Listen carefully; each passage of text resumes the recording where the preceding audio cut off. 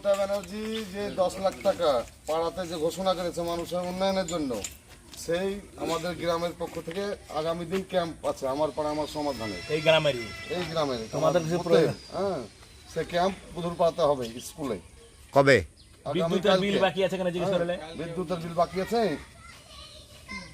অন্য কিছু সমস্যা লক্ষ্মীর ভাণ্ডার পাও, জমির টাকা পাও, জমির রেকর্ড আছে, বেকার ভাতা পাই। তাহলে তো কোনো সমস্যা নেই, কোনো দরকার হলে কাল ক্যাম্পে যাবা। ধর কোনো যদি কাজ থাকে কাল ক্যাম্পে যেতে হবে। হ্যাঁ, কোনো দরকার থাকলে বলে দিব।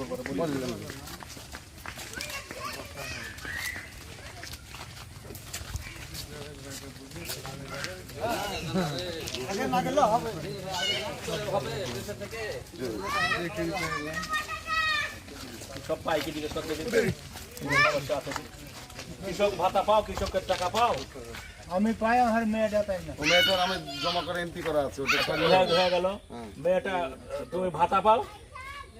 বেকার ভাতা চাই। হ্যাঁ, হলো দুটি হয়ে গেল। দুইটা কর, খালি বেকার ভাতা চাই। হ্যাঁ, আর ওই যে কি বললেন? কৃষক বন্ধু। আমার জমি আছে। জমি নাই। আর কি আছে তাহলে? আর কিছু নাই। বাড়ির বৌমা গেলে লক্ষ্মীর ভাণ্ডার পাই। হ্যাঁ।